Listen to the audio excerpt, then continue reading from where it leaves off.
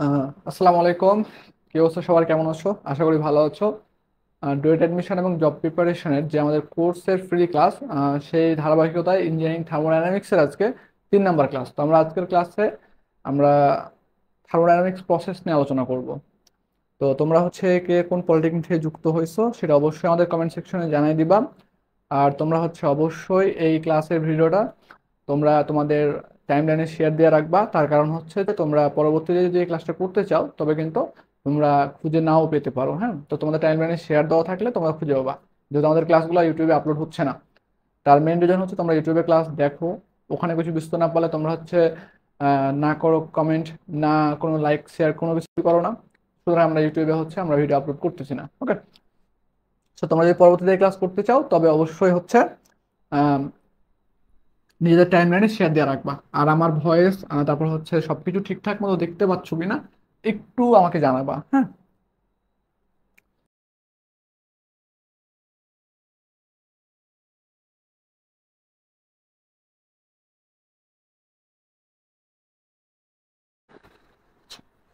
আরেকটা বিষয় বলি, তোমরা যারা মেকানিক্যাল 4th সেমিস্টারে আছো, অর্থাৎ তোমাদের যে ইঞ্জিনিয়ারিং থার্মোডাইনামিক্স আছে, আমাদের আরো 4টা ক্লাস আছে। আজকে একটা নিব। আজকের ক্লাস হচ্ছে আজকে 13 তারিখ, 14 তারিখ, 16, 17, এই 4 দিন হচ্ছে তোমার 9:30 থেকে হচ্ছে আমাদের এই ফ্রি ক্লাস হবে। তোমরা যদি এই 4টা ক্লাস খুব ভালো মতো করো তাহলে তোমাদের যে ইঞ্জিনিয়ারিং থার্মোডাইনামিক্সে 5th চ্যাপ্টার, 6ষ্ঠ অধ্যায় আছে যেটা তোমাদের, সেই অধ্যায় নিয়ে কোনো প্রবলেম হবে না। সেই অধ্যায়টা খুব অনায়াসে ক্লিয়ার করে ফেলতে পারবা। ওকে, তো তোমরা যারা মেকানিক্যাল 4th সেমিস্টার আছো তোমরাও এই ক্লাসটা করতে পারবা। আমি একটু দেখি যে তোমাদের সবকিছু ঠিকঠাক আছে কিনা, একটু তোমার আমাকে আমাকে একটু জানাও। হ্যাঁ, আর তোমরা যারা আমাদের পেইড কোর্সে ভর্তি হতে চাও তারা যোগাযোগ করতে পারো 01923456557 এই নাম্বারে হোয়াটসঅ্যাপে অথবা সরাসরি কল করে আমাদের সাথে কন্ট্যাক্ট করতে পারো। ওকে, আচ্ছা, তো চলো আমরা হচ্ছে শুরু করি। হ্যাঁ, তো থার্মোডাইনামিক্স প্রসেস যদি আমরা বলি একটু।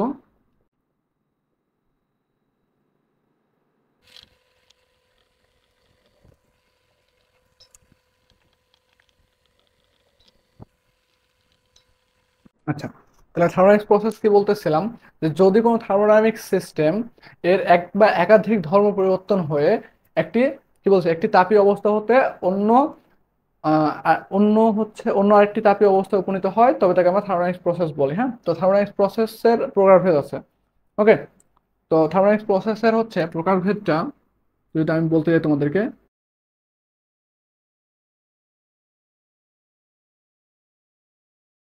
পলিট্রপিক প্রসেস।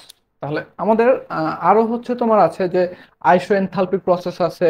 তারপর হচ্ছে তোমার ইন্টারনাল কনস্ট্যান্ট ইন্টারনাল এনার্জি বা ফ্রি এক্সপ্যানশন প্রসেস আছে।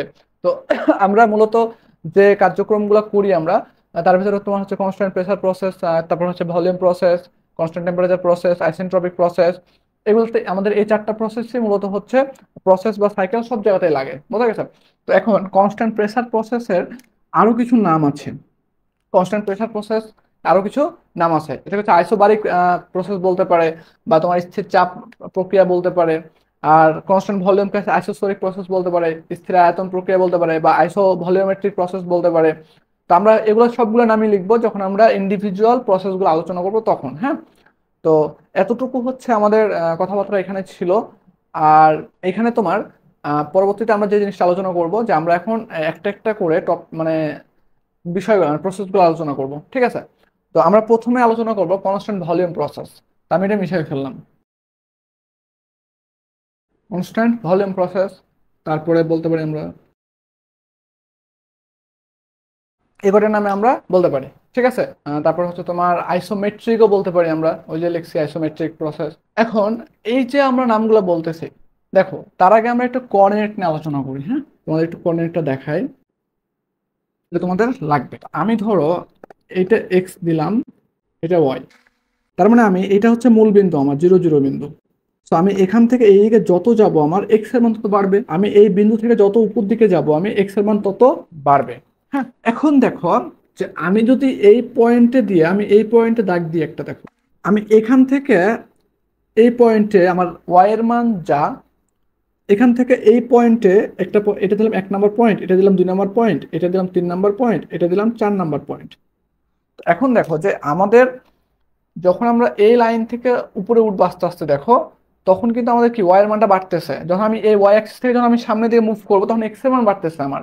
তাহলে এখন বলো যে 1 নম্বর পয়েন্ট, 2 নম্বর পয়েন্ট, 3 নম্বর পয়েন্ট, 4 নম্বর পয়েন্ট, প্রত্যেকটা পয়েন্টে আমার এক্স অ্যাক্সিস থেকে সমান দূরত্বে আছে। তার মানে প্রত্যেকটা পয়েন্টে আমার ওয়াই এর মান কি সেম। এতটুকু ক্লিয়ার হইছো? আবার দেখো যে আমি ধরো এখানে একটা লাইন টানলাম, এটা দিলাম 1 নম্বর পয়েন্ট, এটা দিলাম 2 নম্বর পয়েন্ট, এটা দিলাম 3 নম্বর পয়েন্ট, এটা দিলাম 4 নম্বর পয়েন্ট। আমি এক্স এর মান যখন নির্ণয় করতেছি তখন দেখো এখান থেকে যদি বলি যে আমার এতটুকু হচ্ছে x1, এতটুকু হচ্ছে আমাদের x2, এতটুকু হচ্ছে আমাদের x3, এতটুকু হচ্ছে আমাদের x4। এখন আমাকে বলো যে x1, x2, x3, x4, এই যে x1, x2, x3, x4 এই মানগুলোর কি কোনো পরিবর্তন আছে? প্রত্যেকটা পয়েন্টে x এর মান সমান হবে না? আচ্ছা, তার মানে দেখো আমরা বলতেছি কি আমাদের, তাহলে আমরা বলি দেখো যে এইটাকে আমরা বলতেছি যে আমাদের এক্স এর মান কনস্ট্যান্ট। যদি আমি বলি এখানে যে ধরো আমি এই লাইনটা এখানে আঁকতেছি, হ্যাঁ দেখো এই প্রত্যেকটা জায়গাতে আমি যদি বলি y1, y2, y3, y4, এই প্রত্যেকটা মান আমার এক্স এক্সে আমি যখন এই যে প্রত্যেক y1 এর মান যা হবে, y2 এর মান এবং y3, y4 প্রত্যেকটার মান সমান হবে না? তাহলে প্রত্যেকটার মান সমান। এতটুকু পর্যন্ত ক্লিয়ার হয়েছে?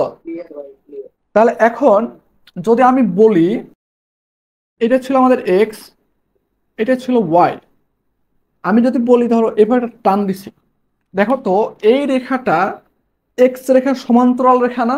আবার যদি আমি এইখানে একটা রেখা টান দিই, দেখো তাহলে দেখো তো এই রেখাটা ওয়াই এর সমান্তরাল না? ওয়াই এক্স এর সমান্তরাল। তাহলে আমি যদি তোমাকে বলি এইভাবে, এখন এটা হচ্ছে এক্স, এটা হচ্ছে ওয়াই, তো আমি বলতেছি দেখো যখন আমি এক্স এর সমান্তরালে রেখা টানতেছি, দেখো এই রেখাতে প্রত্যেকটা পয়েন্টে আমার ওয়াই এর মান কি কনস্ট্যান্ট, মানে ওয়াই এর মান সমান।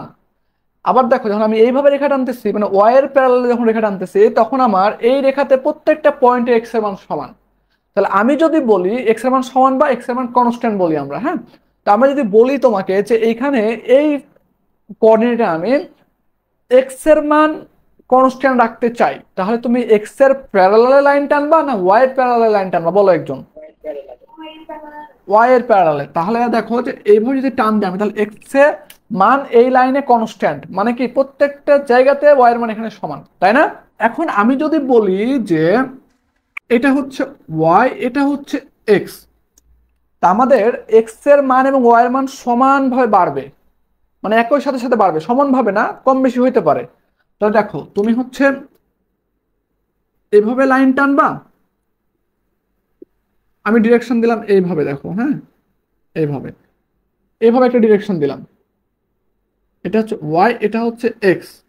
এখন একটা বিষয় দেখো, আমার এখানে একটা পয়েন্ট দিলাম, আমরা হচ্ছে 1 নম্বর পয়েন্ট, এইখানে দিলাম আমরা 2 নম্বর পয়েন্ট, এইখানে দিলাম 3 নম্বর পয়েন্ট, এইখানে দিলাম আমরা 1 নম্বর পয়েন্ট, এইখানে দিলাম 2 নম্বর পয়েন্ট, এইখানে দিলাম 3 নম্বর পয়েন্ট। দেখো এই রেখা বরাবর আমাদেরকে ওয়াই এর মান নির্দেশ করতেছে, এটা আমার এক্স এর মান। তাহলে এখন দেখো যে এখান থেকে এই পর্যন্ত হচ্ছে আমাদের এক্স এর মান, x3 এর মান, এতটুকু হচ্ছে আমাদের x2 এর মান, এতটুকু হচ্ছে আমাদের x1 এর মান, এইটুক দেখো আমাদের এটা হচ্ছে আমাদের y3 এর মান, এইটা দেখো আমাদের y2 এর মান, এইটা হচ্ছে আমাদের y1 এর মান। তা দেখো y1, y3, y2, y1 এর ভিতরে দেখো তো এরকম না যে y1 বড় y2 এর থেকে এবং y3 বড়, y3 থেকে y2 বড়, y2 থেকে আবার y1 বড়, এরকম না? আচ্ছা তুমি আবার এখানে চিন্তা করো, দেখো যে এই জায়গাতে x3 বড় কার? x2 এর। আবার x3 বড় কার? x2 এবং x1 এর, তাই না? তো দেখো যখন আমি এই দিক থেকে নামতেছি নিচের দিকে, আমি নামছি কোন দিকে? 1 নম্বর পয়েন্ট থেকে 3 নম্বর পয়েন্টে আসছি, তাহলে দেখো এখানে যে আমার ওয়াই এর মানটা আস্তে আস্তে কমতেছে আর এক্স এর মানটা আস্তে আস্তে বাড়তেছে, তাই না? বোঝো নাই? দেখো এটা যদি মূল বিন্দু হয় আমার, এটা যদি মূল বিন্দু হয়, তাহলে তোমার কথা বুঝি নাই, আবার বলো। আচ্ছা দেখো, এটা মূল বিন্দু হলে এই যে এই বিন্দু থেকে আমাদের এক্স এর মান যা হবে, এক্স এর মান যতটুকু, এই বিন্দু থেকে আমার এক্স টু এর মান কি বড় না, আবার এক্স থ্রি এর মান বড় তার চাইতে। তাহলে এখন দেখো যে আমাদের কন্ডিশন ছিল কি যে আমাদের একসাথে এক্স এবং ওয়াই একসাথে বাড়বে। তাহলে আমারে বলো এখানে যে আমি যদি এই ডিরেকশনে নামি, তাহলে আমার দেখো এই ডিরেকশনে নামতে গেলে আমি দেখতেছি যে আমার ওয়াই এর মানটা আস্তে আস্তে কমতেছে এবং এক্স এর মানটা আস্তে আস্তে বাড়তেছে। তাহলে আমাদের কন্ডিশনটা ফিল আপ করতেছে। এখন এখানে দেখো এই জায়গাতে আমাদের এক্স এর মান ছিল এক্স ওয়ান, এটা ছিল ওয়াই ওয়ান। এই কন্ডিশনে দেখো এটা ছিল আমাদের এক্স টু, এটা ছিল ওয়াই টু। এই কন্ডিশনে দেখো এটা ছিল আমাদের ওয়াই থ্রি, এটা ছিল আমাদের এক্স থ্রি। তাহলে আমার বলো যে এই কন্ডিশনে আমি যখন এখান মূলবিন্দু থেকে যখন আমি আস্তে আস্তে এইভাবে একটা রেখা টানতেছি, তখন দেখো আমাদের এক্স এর মানটাও বাড়তেছে, ওয়াই এর মানটাও বাড়তেছে একসাথে, তাই না?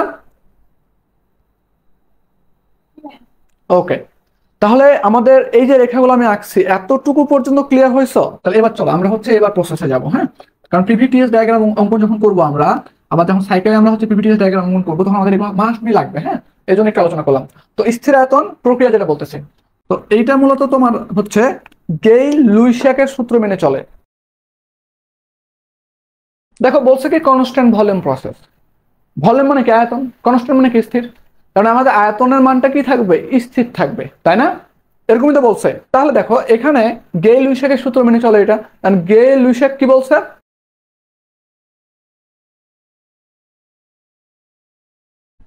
তো এখন দেখো যে বলছে স্থির গ্যাসের উপর প্রযুক্ত চাপ উহার তাপমাত্রা সমানুপাতিক। তাহলে আমি এটাকে ম্যাথমেটিক লেভেলে লিখতে পারি। দেখো পি সমানুপাতিক টি, পি সমানুপাতিক টি। তাহলে এখন এইখানে দেখো যে আমি ধরো সমানুপাতিক চিহ্ন উঠানোর জন্য একটা কনস্ট্যান্ট মান নিলাম, suppose P equal to constant into টি। হ্যাঁ, তো আমি এই কনস্ট্যান্ট মানটা ধরো যে একক মান একটা ধরলাম। এখন দেখো এখানে যে আস্তে আস্তে আমি যদি একটা প্রেসার কুকার আঁকাই এখানে সাপোজ,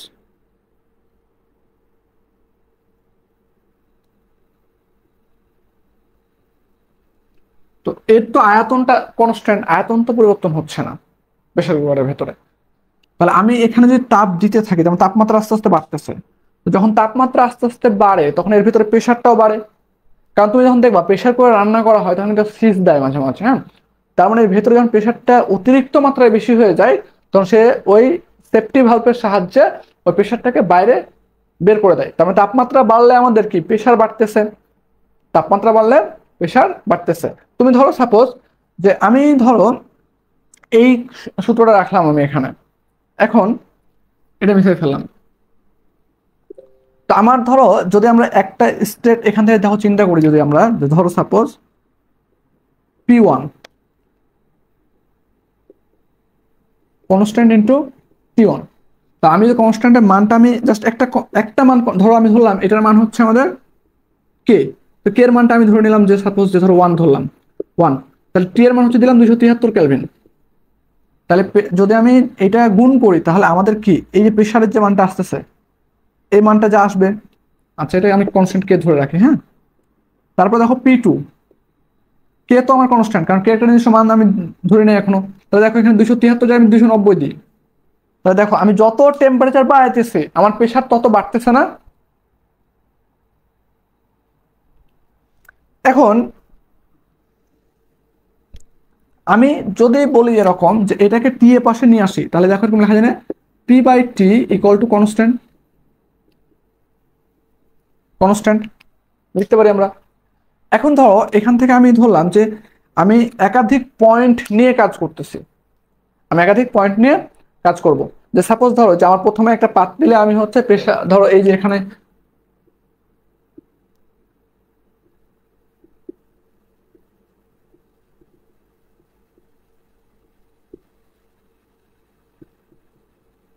তাপ দিচ্ছে।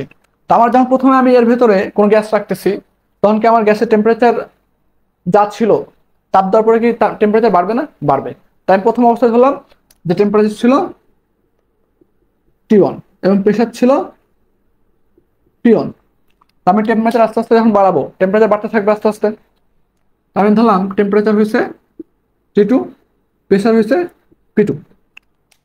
তাহলে আমি ধরো এখান থেকে ধরো আরো প্রেশার বাড়াচ্ছি আরেকটা কন্ডিশনে, ধরো তখন হচ্ছে প্রেশার হয়েছে কত P3, টেম্পারেচার হচ্ছে T3, আমি আবার বাড়াইতেছি, প্রেশার দিলাম P4, টেম্পারেচার হচ্ছে T4, আস্তে আস্তে আমি যত বাড়াচ্ছি আমার প্রেশার তত আস্তে আস্তে বাড়তেছে। তাহলে এখান থেকে আমি ধরো লিখতে পারি যে আমি ধরো একাধিক যদি হচ্ছে পয়েন্ট কল্পনা করতে করি, তাহলে দেখো আমরা এখান থেকে লিখতে পারি যে P1/T1 equal to P2/T2 equal P3/T3 equal Pn/Tn। মানে যতগুলা পয়েন্ট নিব বা যতগুলা স্টেট নিব ততগুলো আমরা লিখতে পারবো, ঠিক আছে? সো এতটুকু পর্যন্ত ক্লিয়ার হইছো সেটা বলো। ওকে, তাহলে এইবার আমরা পিভিটিএস ডায়াগ্রামে ঢুকবো। হ্যাঁ, আমরা এখানে একটাই সূত্র পাইছি। সূত্রটা কি পাইছি আমরা?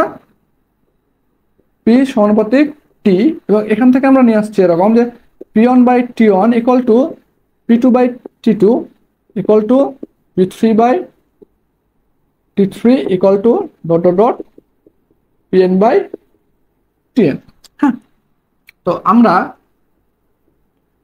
পিভি ডায়াগ্রাম বলতেছি মানে হচ্ছে তোমার প্রেসার ভার্সেস ভলিউম কার্ভ। হ্যাঁ, টিএস টিএস টি এর টেম্পারেচার, এসে হচ্ছে এন্ট্রপি। এখন দেখো যে আমাদের যদি এটা মূল বিন্দু হয় তাহলে এখান থেকে যত এদিকে যাবো আমাদের ভি এর মান বাড়বে, আমরা যত উপরে যাব পি এর মান বাড়বে, এখান থেকে যত আমরা সামনে যাব এন্ট্রপি বাড়বে, আমরা যত উপরে যাব টেম্পারেচার তত বাড়বে। হ্যাঁ, এখন দেখো আমরা কি বলছি, কনস্ট্যান্ট ভলিউম প্রসেস, মানে আয়তনটা কি থাকবে, স্থির থাকবে। তাহলে এখন বলো আমাকে যে আমি এখানে পি এর সমান্তরাল যদি রেখা টানি তাহলে হচ্ছে আয়তন স্থির, না ভি এর সমান্তরাল রেখা টানলে আয়তন স্থির হবে? বলো একজন। পি এর সমান্তরাল। তাহলে দেখো আমি তো এভাবে একটা রেখা অঙ্কন করি, তাহলে দেখো এই যে এখানে 1 নম্বর পয়েন্ট দিলাম, আমি এখানে দিলাম 2 নম্বর পয়েন্ট। তাহলে এখন দেখো আমাদের 1 নম্বর পয়েন্টেও ভি এর মান যা V1, 2 নম্বর পয়েন্টে আমাদের V2 এর মানটা সমান না, V1 V2 সমান না? তাহলে দেখো এইখানে পিভি আমাদের সমান, মানে ভি এর মানটা সমান, তার মানে দেখো তো প্রেসার দেখো 1 নম্বর পয়েন্টে যে প্রেসার ছিল 2 নম্বর পয়েন্টে কি প্রেসার বেশি না? 2 নম্বর পয়েন্টে প্রেসার বেশি। তাহলে এখন আমরা এই কার্ভ আমাদের হয়ে গেছে, তাহলে আমি 1 থেকে 2 নম্বর পয়েন্টে যাইতেছি, 1 থেকে 2 নম্বর পয়েন্টে যাইতেছি, এখানে প্রেসার বাড়তেছে, আস্তে আস্তে প্রেসার বাড়তেছে। আমাদের এইখানে কয়েকটা কথা বলি আমরা, একটা হচ্ছে তোমার প্রসারণ বা এক্সপ্যানশন বলি আমরা, আর কম্প্রেশন বা তোমার হচ্ছে সংকোচন। হ্যাঁ, তো এখন দেখো এখানে আস্তে আস্তে প্রেসার বাড়তেছে, তার মানে আমাদের কি প্রসারণ হইতেছে না বা এক্সপ্যানশন হইতেছে না বলতেছি না আমরা? প্রসারণ মানে বৃদ্ধি পাওয়া, আর কম্প্রেশন মানে কি সংকুচিত হওয়া বা কমে আসা। তাহলে এখানে প্রেসার বাড়তেছে আস্তে আস্তে, তা আমাদের কি এটা প্রসারণ হইতেছে না? তার আমরা এটা বলতে পারি কি এক্সপ্যানশন বলতে পারি। কি বলতে পারি আমরা? এক্সপ্যানশন। এখন বিষয় হচ্ছে যে আমরা না হয় পিভি কার্ভ আঁকে ফেলছি, আমাদের টিএস কিভাবে আঁকবো আসলে? দেখো আমরা এখানে যদি একটু, আমরা এখানে 2টা পয়েন্ট নিয়েছি, আমি 2টা পয়েন্ট এখানে নিয়ে আসতেছি। ধরো P1/T1 ইকুয়াল টু P2/T2। আমাদের তো টি এর মান ধরো যে আমরা একটা টি এর মান ধরলাম, T1 ধরছি, আমরা T1 এর মানটা ধরলাম সাপোজ এরকম 260 ধরছি, আমরা এটা এমনি ধরছি। হ্যাঁ, আমাদের ক্যালকুলেশন, তোমাদের ক্যালকুলেশন দেখানোর জন্য T1 এর মানটা। তাহলে আমাদের দেখবো যে আমাদের দেখো যে এইখানে P1 থেকে আস্তে আস্তে P2 বাড়তেছে, P1 থেকে P2 বাড়তেছে। তাহলে এখন দেখো যে আমরা যদি T2 সমান লিখি এখানে, তাহলে দেখো এরকম লেখা যায় না P2 into T1 divided by P1, এটা লেখা যায়। ওকে, তাহলে এখন দেখো যে আমাদের P2 এর মানটা P1 এর থেকে বড়, তাহলে আমি P1 ধরলাম 1, P2 ধরলাম 2 ইন ডিভাইড 1 ধরলাম, T1 ধরছে কত 260। তাহলে এখন এখান থেকে ক্যালকুলেশন করলে দেখো T2 এর মানটা কত হইতেছে 500, কত 520।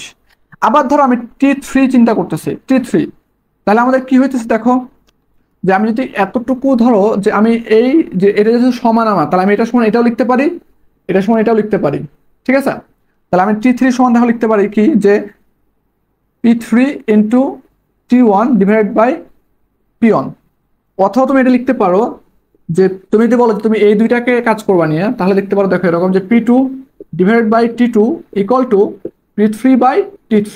আমার টার্গেট কি T3 বের করা, তাহলে T3 সমান আমরা লিখতে পারি দেখো P2 into T2 divided by আচ্ছা P3 বাই তোমার হচ্ছে P1। তো যেহেতু আমরা 3 নম্বর পয়েন্ট এখানে দেখাই নাই, তো আমাদের যত আস্তে আস্তে তাপ দিলে আমাদের কি প্রেসার বাড়বে। তো আমি এটাতে দেখো মান বসাই, যদি আমি দেখো যে P3 এর মানটা অবশ্যই P1 এর থেকে বড় হবে, তাই না? এবং টি এর মান বসালে আমাদের টি এর মানটা কি হইতেছে, T2 এর মানটা আস্তে আস্তে বাড়বে কিন্তু। তার মানে দেখো যে আমাদের এইখান থেকে বলতেছি আমাদের টি এর হচ্ছে টেম্পারেচারটা আস্তে আস্তে বাড়তেছে। আমি প্রেসার যত বাড়াচ্ছি আমাদের টেম্পারেচার তত কি বাড়তেছে না, টেম্পারেচার তত বাড়বে। তাহলে এখন বলো আমাদের টেম্পারেচার যদি বাড়ে তাহলে এন্ট্রপিটা আস্তে আস্তে বাড়বে না? কারণ এন্ট্রপি কি বলছিলাম, এন্ট্রপি অর্থ পরিবর্তন, অর্থাৎ এন্ট্রপি বলছিলাম যে তাপ দিলে, কোনো বস্তুতে তাপ দিলে এর ভিতরে পরমাণুগুলোর ভিতরে কি তোমার হচ্ছে বিশৃঙ্খলা সৃষ্টি হয়, সেটাকে আমরা কি বলছিলাম, এন্ট্রপি বলতেছিলাম। আবার তোমার দেখো যে আবার যদি আমরা বলি যে এন্ট্রপির সঙ্গে আমরা আরেকটা পড়ছিলাম, সেটা হচ্ছে গত ক্লাসে আমরা পড়ে আসছি যে 1 ডিগ্রি তাপমাত্রা এনথালপির পরিবর্তনে যে সর্বোচ্চ পরিমাণ কাজ পাওয়া যায় তাকে আমরা এন্ট্রপি বলতে পারি। আর এন্ট্রপি কি হয়, যে তাপ প্রয়োগে এন্ট্রপিটা বৃদ্ধি পায় এবং তাপ সরাই নিলে কি হয়, এন্ট্রপি হ্রাস পায়। তাহলে এখন দেখো এখানে আমি তাপ বলতে কি, তাপমাত্রা বাড়লে তো তাপ বাড়বে, তাই না? আমি যদি এখানে তাপমাত্রা বাড়াই তাহলে এন্ট্রপি বাড়বে না আস্তে আস্তে? তাহলে তাহলে এখন বলো আমাকে যে আমি কার্ভ কার্ভ যেটা দিব সেটা হচ্ছে এই রেখা বরাবর দিব না এইভাবে দিব, বলো। দেখো তো আমি যদি আমি যদি ধরো এভাবে দিই সাপোজ, তাহলে দেখো এটা হচ্ছে আমি দিলাম 1 নাম্বার পয়েন্ট, এটা দিলাম 2 নাম্বার পয়েন্ট। তাহলে এখন দেখো আমার তাপমাত্রা যত বাড়বে এন্ট্রপি তত বাড়বে। তো আমাদের তাপমাত্রা বাড়তেছে, তাহলে আমার এন্ট্রপি বাড়বে। তাহলে এখন দেখো যে 1 থেকে যদি আমি এভাবে দিই যে আমি 2 থেকে 1-এ আসছি, তাহলে দেখো আমাদের তাপমাত্রা কমতেছে, এন্ট্রপিও কমতেছে। তাহলে আমার এখানে দেখো তো, আমাদের এখানে দেখো তো আস্তে আস্তে প্রেশার বাড়তেছিল কার জন্য, টেম্পারেচারের জন্য। তো আমাদের টেম্পারেচার আস্তে আস্তে বাড়তেছে, তাহলে আমাদের টেম্পারেচার যদি বাড়ে তাহলে আমাদের এন্ট্রপি বাড়বে। তাহলে আমার ডিরেকশনটা কোন দিকে হবে, 1 থেকে 2 এদিকে না? এটা হচ্ছে আমাদের এক্সপ্যানশন। তাহলে এখন বলো আমাকে যে কনস্ট্যান্ট ভলিউম প্রসেসের পিভিটিএস ডায়াগ্রামটি মুখস্থ করতে হবে। এটাই কিন্তু তোমাদের আবার এটি লাগবে, সাইকেল পড়ানোর সময় লাগবে, বোঝা গেছে? তুমি অটো সাইকেল পড়াবো যখন তোমাকে, বা পেট্রোল ইঞ্জিন, তখন কিন্তু এগুলো লাগবে, এই কার্ভ লাগবে তোমাদের। সো ভালো মতো বুঝে যাও। এখন দেখো এইখানে আমরা কিছু সূত্র হচ্ছে কনস্ট্যান্ট ভলিউম প্রসেসের কিছু সূত্র নিয়ে আমরা আলোচনা করি। আমরা 12টা সূত্র পড়ে আসছিলাম এর আগে, গত ক্লাসে 12টা কি 13টা সূত্র পড়াইছিলাম, এবং ওইটা মুখস্থ একবারে ঠাড়া মুখস্থ করতে বলছিলাম। তো ওই সূত্রগুলো তোমাকে এমনভাবে মুখস্থ করতে হবে, ঠোঁটস্থ করে রাখতে হবে। এখন দেখো যে আমরা হচ্ছে ওই সূত্রগুলো চলে যাবো। এখন আমাকে বলো যে এইখানে এই প্রসেসে ভলিউমটা স্থির না আমার? যদি ভলিউম স্থির থাকে, ভলিউমের কোনো পরিবর্তন বা আয়তনের কোনো পরিবর্তন না হয়, তাহলে আমাদের ওয়ার্ক ডান, যদি আমি বলি যে কাজে ওয়ার্ক ডানের সূত্র পড়ছিলাম আমরা W = P/dV। এই ডিভি কি ছিল আমাদের, এখান থেকে আমরা ভেঙে প্রমাণ পড়ছিলাম এরকম V2 - V1। তাহলে এখন দেখো আমাদের যদি বলি যে এই V2-র মান যা আর V1 এর মান কি সেম না, তাহলে V - V যদি দিই তাহলে আমাদের ওয়ার্ক ডান কত, 0 না? তাহলে আমরা একটা জিনিস এমসিকিউর জন্য খুবই ইম্পর্টেন্ট, বা ম্যাথ করার সময় তোমাকে কনস্ট্যান্ট ভলিউম প্রসেসের ম্যাথ উঠাইতে বলবে যে ওয়ার্ক ডানের পরিমাণ নির্ণয় করো। তাহলে আমরা কি জানি, ওয়ার্ক ডান স্থির আয়তন প্রক্রিয়ায় কাজের পরিমাণ কত, 0। তাহলে আমরা বলতে পারি না যে ওয়ার্ক ডান হচ্ছে 0, তার কারণ কি, আয়তন স্থির। তারপরে দেখো আমরা তাহলে আমরা পড়ছিলাম এরকম A = W+del। আমাদের যে ডাব্লুর মানটা যদি 0 হয়ে যায় তাহলে আমরা এখান থেকে লিখতে পারি, দেখো যে A = 0 + del লিখতে পারি। তাহলে এখান থেকে লিখতে পারি দেখো যে A = কি, del। আমরা del সমান পড়ছিলাম কি, mCv/Δt, মনে আছে? এই সূত্র আমরা পড়ছিলাম গত ক্লাসে, মনে আছে? ওকে, তাহলে দেখো আমরা টোটাল হিট বা ইন্টারনাল এনার্জি যদি বের করতে বলে তাহলে আমরা এই সূত্র ফেলায় হচ্ছে অঙ্ক করতে হবে আমাদের। এখন আমাকে যদি বলে যে এনথালপির পরিমাণ বের করো, এনথালপির পরিবর্তন পরিমাণ, তাহলে আমরা এনথালপি সমান কি পড়ছিলাম, H = পড়ছিলাম কি, mCp/Δt, বোঝা গেছে? তাহলে আমাদের কনস্ট্যান্ট ভলিউম প্রসেস না, কারো কোনো কোশ্চেন আছে? তাহলে এরপরে আমরা চলে যাব কনস্ট্যান্ট ভলিউম প্রসেস, আমাদের পড়া শেষ। এবার যাবো কনস্ট্যান্ট প্রেসার প্রসেস। আমরা কি বলতেছি, কনস্ট্যান্ট প্রেসার প্রসেস বা আইসোবারিক প্রসেস বা স্থির চাপ প্রক্রিয়া। ধরো তুমি হচ্ছে বইয়ে পড়ছো এরকম যে কনস্ট্যান্ট প্রেসার প্রসেসে কাজ করতেছে, বাট তোমার কোশ্চেনে পরীক্ষা খাতে আসছে আইসোবারিক প্রসেস। তার মানে কি, তোমাকে ওইটা এইটা পুরোটা মুখস্থ রাখতে হবে যে আমরা কনস্ট্যান্ট প্রেসার প্রসেসকে আইসোবারিকও বলতে পারি, স্থির চাপ প্রক্রিয়া বলতে পারি, ঠিক আছে? তো এটা মূলত হচ্ছে তোমার চার্লসের সূত্র মেনে চলে। স্থির চাপ প্রক্রিয়াটা কি সূত্র মেনে চলে, চার্লসের সূত্র মেনে চলে। চার্লস কি বলছে, তাহলে দেখো আমার কি বলছে এখানে, প্রথমে বলছে চাপ স্থির থাকবে। তো এখন দেখো চাপ স্থির থাকলে উহার তাপমাত্রা কার সমানুপাতিক, আয়তনের সমানুপাতিক। আমি ম্যাথমেটিক্যালি লিখি এখানে, দেখো V = T, এটা লিখতে পারি আমরা। তাহলে এখান থেকে আমরা লিখতে পারি এরকম V1 by T1 equal to V2 by T2 equal to V3 by T3 equal to Vn by Tn, এটা আমরা লিখতে পারি। হ্যাঁ, তো এখন দেখো যে আমাদের সাপোজ ধরো এরকম একটা পিস্টন সিলিন্ডার আছে আমার, তো এই জায়গাতে আমাদের আয়তন আছে একটা, ধরলাম V1 ধরলাম বা 2 ধরলাম, যাই ধরি। তারপর ধরো এটা আস্তে আস্তে এই জায়গাতে নিয়ে আসছি আমি, এখানে এসে আয়তন হয়েছে আমার ধরো V2। এখন দেখো যে আমি যখন এটা এমনভাবে চাপ দিচ্ছি যে প্রত্যেকটা আমার চাপের কোনো পরিবর্তন হচ্ছে না, একবারে আস্তে আস্তে আস্তে আমি চাপ দিচ্ছি। এটা যদি তুমি একটু কল্পনা করতে যাও, দেখবা যে আমাদের যখন ইনজেকশন দেওয়া হয় তখন দেখবা যে নার্সেরা একবারে আস্তে আস্তে তোমার প্রেশার, এই যে প্রেশার ক্রিয়েট করে, আমরা টেরও পাই না। তো ওইটা হচ্ছে কি, আমাদের চাপের কোনো পরিবর্তন হয় না। তো আমার এখানে যে চাপ, এখানে সেম চাপই রাখা হয় এবং পিস্টনটা আস্তে আস্তে নিচে নামাইতেছে। তো নামাইতে নামাইতে মনে করো দেখো এখানে আয়তন কমে গেছে, তো এর ভিতরে যদি গ্যাস থাকে বা এয়ার থাকে, যাই থাকে না কেন, যদি গ্যাস থাকে আমার, তাহলে এখানে দেখো এই এতটুকু আয়তনে আমার যে পরিমাণ গ্যাস ছিল, এখন এতটুকু আয়তনে সেম পরিমাণ গ্যাস আছে আমার। তাহলে দেখো এখানে আমাদের আস্তে আস্তে আয়তন কমতেছে, আয়তন আস্তে আস্তে কমতেছে, কিন্তু টেম্পারেচার কি আস্তে আস্তে যখন কম্প্রেসড হবে তখন টেম্পারেচার বাড়বে না আস্তে আস্তে? তো যখন আমাদের কম্প্রেসড হবে এয়ারটা, তখন আস্তে আস্তে টেম্পারেচার কি হবে, বাড়বে। তাহলে আমি যদি বলি এখান থেকে তোমাকে, আমাদের আয়তন আস্তে আস্তে কমতেছে বাট টেম্পারেচার কি বাড়তেছে। আবার দেখো আয়তন আস্তে আস্তে বাড়তেছে, টেম্পারেচার কমতেছে। তো তাহলে এখন দেখো যে আমি এটা পিভিটিএস ডায়াগ্রাম অঙ্কন করি, তাহলে আমাদের কি বলছে, কনস্ট্যান্ট প্রেসার প্রসেস, তার মানে আমাদের চাপটা কি স্থির, মানে কনস্ট্যান্ট। তাহলে আমরা এইখানে দেখো তো কোন, এখানে আমার লাইনটা কিভাবে দিব, ভি এর সমান্তরালে না পি এর সমান্তরালে, কোন কার সমান্তরালে লাইন টানলে আমাদের হচ্ছে প্রেসারটা কনস্ট্যান্ট থাকবে বলো? ভি এর সমান্তরালে। তাহলে আমরা ভি এর সমান্তরালে একটা লাইন দিলাম। তো দেখো আমার এক্সপেনশন মানে হচ্ছে প্রসারণ বা বৃদ্ধি পাওয়া।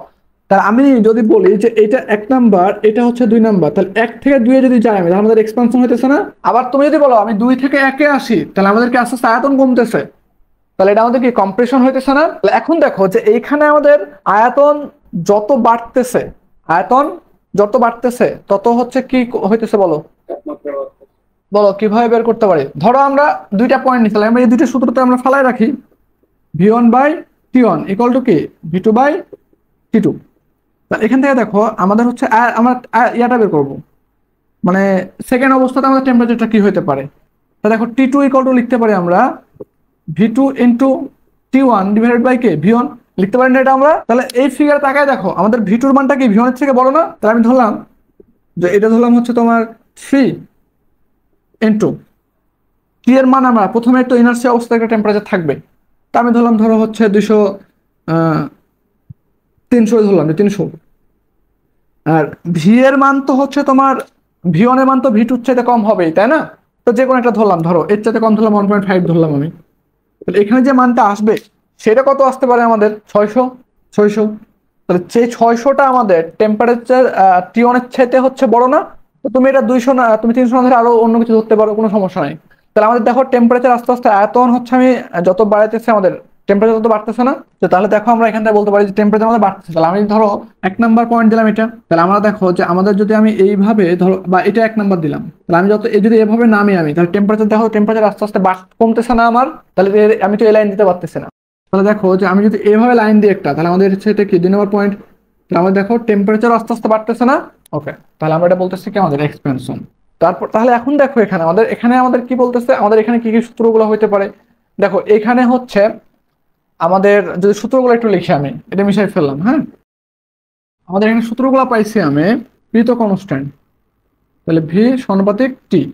তাহলে এখান থেকে আমরা লিখছিলাম এরকম V1 by T1 equal V2 by T2 equal V3 by T3 equal Vn by Tn।